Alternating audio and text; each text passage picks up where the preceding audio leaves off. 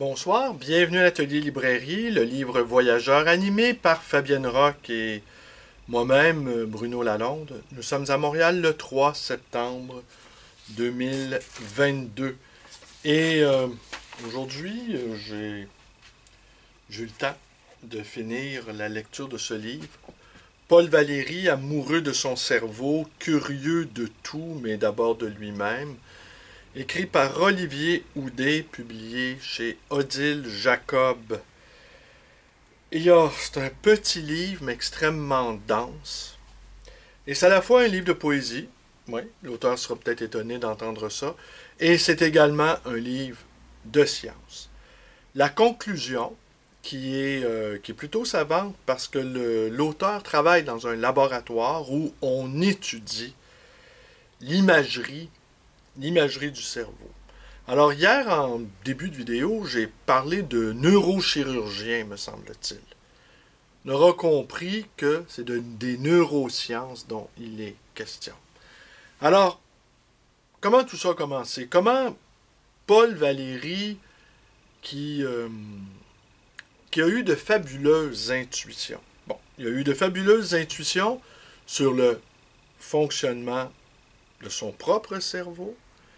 Il a étudié les carnets de Léonard de Vinci et il a tenté de comprendre comment fonctionnait le cerveau de Léonard de Vinci. Et ce qui est intéressant, parce que j'ai lu dans ma lointaine jeunesse maintenant quelques ouvrages de Paul Valéry. Et j'en avais, il faut bien le dire, retiré assez peu de choses et même j'avais été un peu agacé par le ton qui m'apparaissait à la fois sentencieux, ésotérique dans le sens d'hermétisme de M. Test. Plus tard, j'ai compris qu'au fond, c'était une sorte de réflexion sur la science, une réflexion métaphorique sur la science, et que M. Test était en quelque sorte l'alter ego de Paul Valéry. Plus tard aussi, j'ai lu la Jeune Parc. Et là encore, j'avais été assez agacé. Peut-être était-ce dû aussi, et c'est là une espèce de saut intellectuel dont je n'hésiterai pas à franchir. Peut-être est-ce à cause aujourd'hui de la lecture que j'ai fait du livre de Foucault en Californie de, de Siméon Wade. Alors, vidéo que j'ai commise il y a quelques jours. Alors, revenons, oui, parce que dans, dans le, dans l'expérience psychédélique qu'a connue Foucault, je pense que Foucault s'est approché du centre même de l'organisation de l'univers. Paul Valéry se réveillait tôt le matin et entreprenait dès l'aube. Et ici, le travail, le travail de la nuit, le travail de l'inconscient n'est n'est pas évoqué, en fait, dans cet ouvrage Paul Valéry, amoureux de son cerveau. Mais on comprend bien l'idée, le réveil dès l'aube. Vous avez sans doute... En fait c'est ça aussi. J'ai peut-être beaucoup de choses à dire et les idées s'entrechoquent les unes aux autres. C'est que, on le sait, vous le savez sans doute, la nuit est une invention récente. Jadis, j'entends par là, c'est avec l'industrialisation et la nécessité d'avoir des travailleurs à pied d'œuvre dès le matin qu'on a inventé la nuit. Mais la nuit, le jour, si on lit par exemple le journal de Samuel Pepys, auteur britannique qui faisait partie, si ma mémoire est bonne, de la noblesse maritime. Samuel Pepys, dans son journal, raconte, il est très fortuné, et aussi il a une vie sexuelle assez, assez, je vais dire abondante, mais c'est pas le mot, assez riche, voilà. Et afin de dissimuler ce fait à son épouse, il avait recours à des formules quasi algébriques afin de dissimuler ses nombreuses liaisons. Valérie également a eu beaucoup de liaisons. Et ça, c'est une chose aussi qui m'a un peu étonné. Je l'imaginais davantage un personnage sec, austère, tout tourné vers ses propres observations, tout tourné vers lui, quoi. Et ce dont se gaussait perpétuellement, de manière sans relâche, Paul Léoto dans son journal. Alors, j'ai tout lu Léoto. J'étais resté, je vais revenir sur la nuit. N'ayez crainte, je fais juste... C'est parce que si la nuit... On va laisser faire. Regardez, on va revenir un peu de cohérence dans cette vidéo. C'est ça le danger des vidéos improvisées. Je prends quelques notes ici, quelques mots. La plupart du temps, je m'éloigne totalement de mon texte parce qu'il y a des associations qui se font. Il y a des vieilles lectures qui remontent à la surface. Réglons tout de suite l'affaire de la nuit et je vais réintroduire les autos dans le jeu. Et de la très mauvaise opinion qu'il avait de Paul Valéry. Alors oui, la nuit étant une invention, Samuel Pepys raconte qu'il dormait, prenons une journée de 24 heures, il pouvait dormir à toute heure du jour et de la nuit. Qu'il n'y avait pas de coupure, évidemment. Les gens n'étaient pas idiots, on passait du monde diurne au monde nocturne. Mais le sommeil lui-même n'était pas mesuré par ces changements. On pouvait faire une sieste l'après-midi et à 1 heure du matin, aller rejoindre dans un quartier éloigné du sien, en calèche, au milieu de la nuit, à Londres, aller rejoindre un groupe d'amis.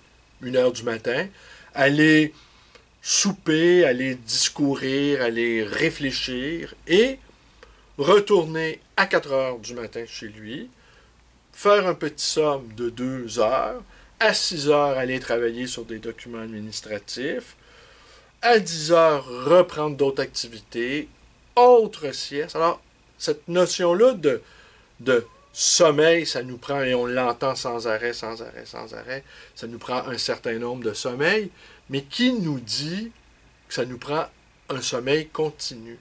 Peut-être le sommeil peut-il être fragmenté. Avec le télétravail, peut-être les possibilités vont changer. Peut-être que les gens auront une tâche X à accomplir sur une durée Z et ils pourront entrecouper le travail de loisirs ou d'autres activités ou même de dormir. Alors donc, l'aube, pour en revenir à cette affaire-là du sommeil, l'aube, elle est propice aux réflexions. Elle est propice aux réflexions, à la méditation pure, à la poésie, la fraîcheur du monde, la fraîcheur de l'éveil. Et Valéry, qui était conscient du propre rythme de sa pensée, de la même manière que Samuel Pepys, lui, l'était, mais sous un registre différent, avait assez étudié son propre cas pour savoir que dès l'aube, c'est là où il était le plus performant au niveau des intuitions. L'aube également, c'est la naissance du monde, c'est la naissance de l'univers, c'est quand tout commence.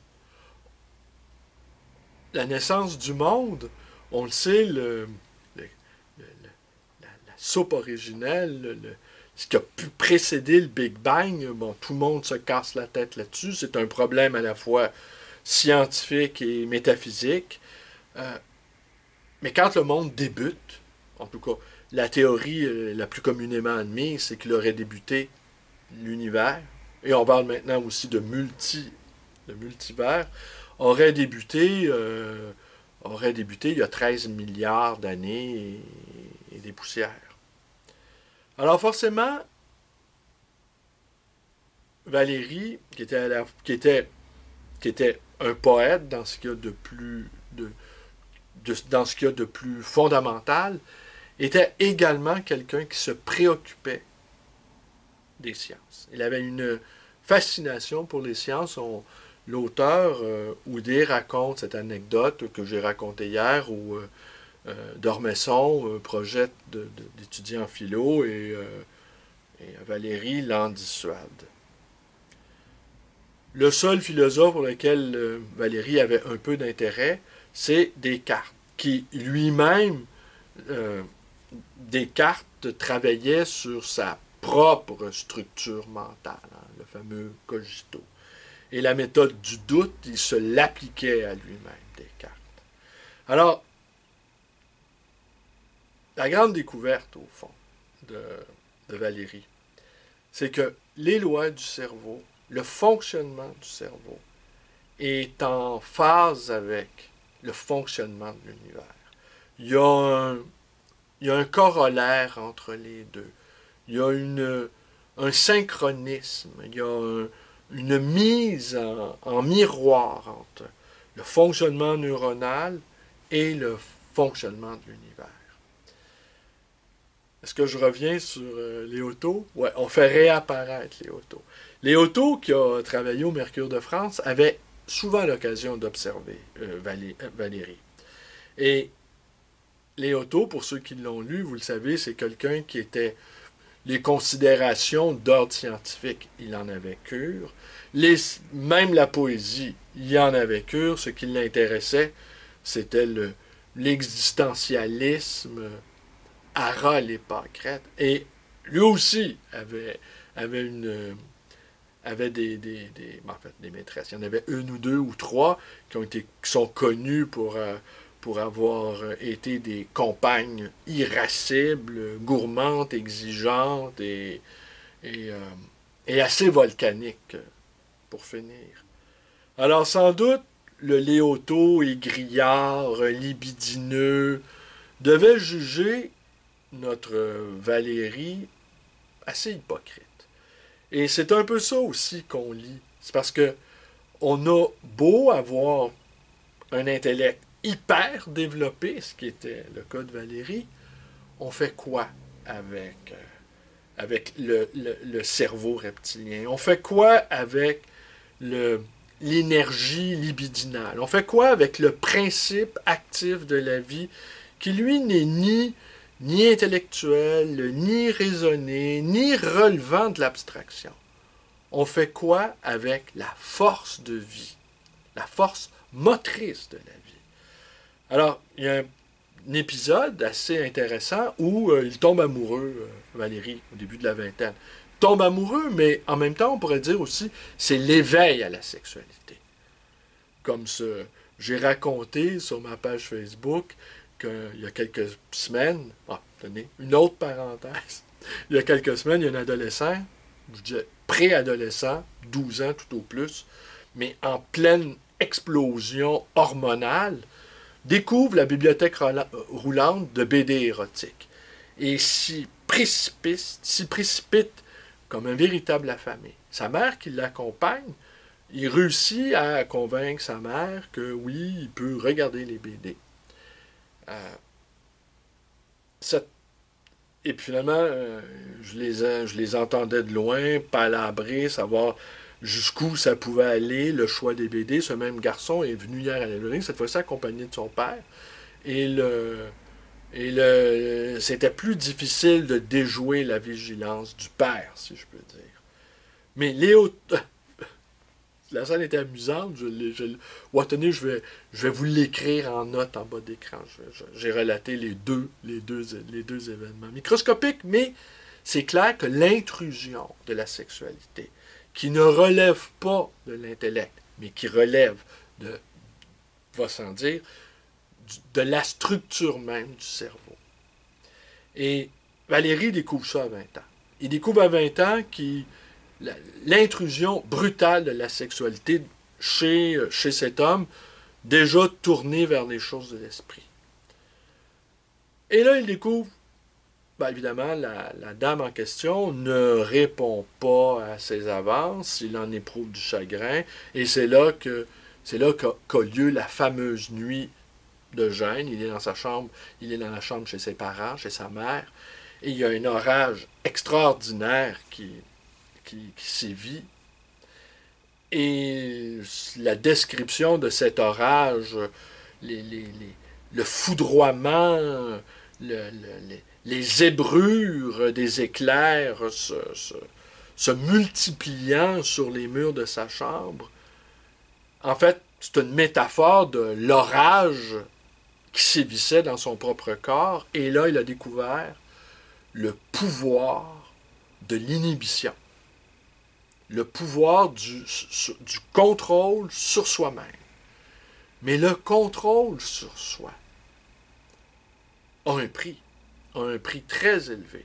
Alors, ce que je comprends aussi en lisant cet ouvrage sur Paul Valéry, c'est que ça a toujours été un combat entre ce désir de s'auto-observer en gardant présent à l'esprit que ce qu'il observe est en lien et en phase avec l'univers, et les forces vives qui appartiennent toujours à la structure de son cerveau sont en opposition avec cela.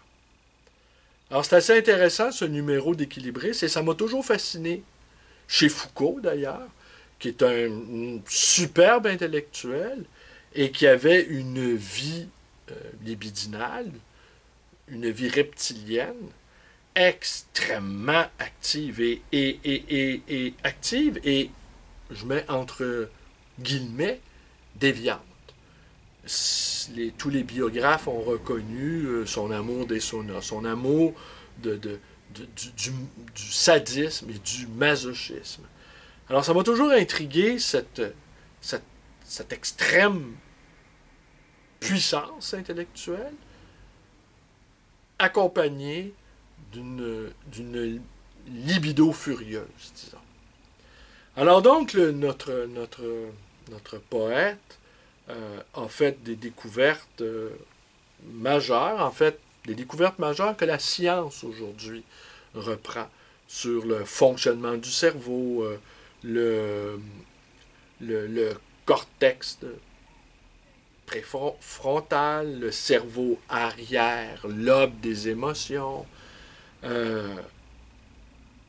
la réflexion, la méta-réflexion faite sur comment fonctionnait le cerveau. Et les pistes qu'a ouvertes Valéry sont reprises aujourd'hui par les neurosciences. Alors, l'autre point qui m'a beaucoup étonné, c'est que, bien évidemment, étonné oui et non, parce que, ayant grandi, ayant évolué dans un univers multivers contre-culturel, rapidement dans mon existence, l'usage de certains psychotropes ont largement éveillé ma conscience. Cette conscience qu'on ne sait pas en fait où elle se trouve. Hein? On pourrait aussi penser que la conscience, elle est générée par l'activité cérébrale, mais elle pourrait être aussi, certains l'évoquent, être en dehors de la boîte crânienne. C'est un peu les thèses de Rupert Sheldrake, par exemple, qui sont évidemment très contestées, avec sa loi de la résonance morphique, les découvertes que chacun fait en même temps, comme quoi, d'une certaine manière, les cerveaux, en tout cas les consciences, communiqueraient de conscience en conscience. C'est un phénomène de télépathie qu'on peut observer aussi d'humains avec certaines espèces animales, dont nos animaux domestiques, par exemple. Alors, les astrophysiciens ont découvert que la structure de l'univers dans lequel nous sommes, en tout cas, c'est absolument du même ordre que la complexion neuronale. Et que l'usage, donc, de psychotropes pourrait nous amener non pas à comprendre, mais à ressentir, pas que la beauté du monde, mais l'effervescence de la naissance du monde. Et, et, et, et c'est là que j'ai fait le rapprochement entre Foucault en Californie et Paul Valéry, amoureux de son cerveau, deux penseurs qui ont travaillé, en tout cas, à partir de leur corps. Valéry avait beau être amoureux de son cerveau, euh, les deux ont poussé leur machine physique le plus loin qu'ils pouvaient. Et les deux ont été confrontés d'une certaine manière à l'expérience du corps. Alors, Rabot est amoureux de son cerveau, son corps et les autres fonctions de son cerveau venaient sans arrêt interférer dans cette belle mécanique d'inhibition. Inhibition, semble-t-il, que connaissait moins Michel Foucault. Alors, et puis, je pourrais conclure en disant aussi, Henri Laborit, qui lui a travaillé également sur la question du cerveau, disait qu'il fallait enseigner aux enfants, dès le plus jeune âge, le fonctionnement du cerveau, les trois cerveaux. Alors, c'est un livre, en tout cas, vous avez compris, que j'ai trouvé plus qu'assez intéressant. La conclusion, elle est savante. Peut-être que je vais vous en reparler. Elle est savante parce qu'il est question du fonctionnement de comment comment le cortex visuel, le cortex sonore,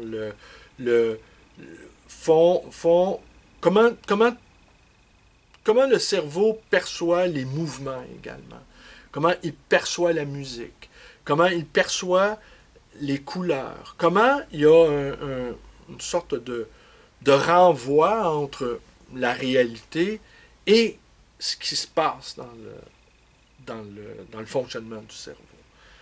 Alors, le titre que j'ai trouvé à cette vidéo, en fait, c'est j'avais d'autres titres en tête, j'avais envie d'avoir un peu d'humour, mais lui seul, parce que bon, les compagnes qui ont eu à croiser la vie de Paul Valéry le jugeaient égotiste. Il était à lui-même son propre univers. Il s'était mis au centre de sa propre galaxie et il observait le mouvement de ses propres pensées en imaginant, en faisant le calcul que ses propres pensées étaient, au fond, le reflet de l'univers. Alors le titre qui m'est venu en tête, c'est « Lui seul comme Dieu seul ». Alors je pense que Dieu jouit de sa création, à supposer qu'il existe, et qu'au fond, il y a quelque chose qui nous est offert. C'est à notre tour de jouir pleinement de la création. Et de structurer sa vie. Et là, ça peut être assez compliqué. Si vous éprouvez la nécessité de jouir enfin de vos propres pensées, il faut vous en donner les moyens. Et si vous n'avez pas vraiment envie de jouir de vos propres pensées comme le faisait Paul Valéry, vous pouvez quand même jouir de votre propre vie. Et cette expérience unique de l'existence qui nous est donnée, eh bien, pas besoin d'être un grand poète ni un grand scientifique. Et c'est là que moi je juge qu'il y a une radicalité, une radicalité ontologique chez tous les êtres humains. Nous sommes tous égaux dans la capacité de percevoir notre propre vie. La question des talents, j'aurais envie de dire, elle est secondaire.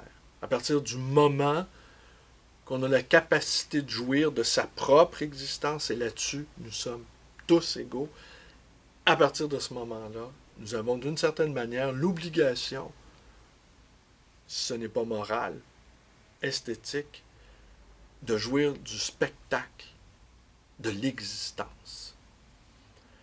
Alors on peut se lever à l'aube et boire son café et simplement regarder par la fenêtre, le monde s'éveiller. On peut écouter de la musique, on peut regarder des œuvres d'art, on peut aller faire bouger son corps, on peut aller faire bouger son corps en allant se promener très très tôt le matin ou tard dans la nuit. Bref, expérimenter par toutes les manières possibles les bienfaits de l'existence, quoi qu'il advienne.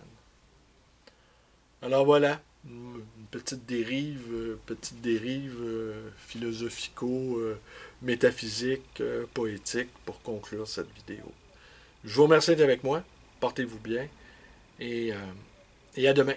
Demain, je reparle, mais cette fois-ci avec la principale intéressée, Fabienne Roch, de sa pièce, sa performance à Tempéra qu'elle offre un soir sur deux à l'atelier librairie dans un espace qu'elle a créé dans son atelier, une sorte d'installation assez exceptionnelle à mon sens.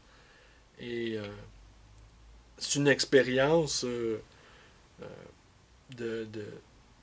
à la fois de communication, il y a des mots, à la fois de communion, il n'y a pas que des mots, il y a du silence, il y a de la peinture, un tableau qui se fait sous les yeux. Alors, c'est une expérience multisensorielle, aurais-je envie de dire. À demain.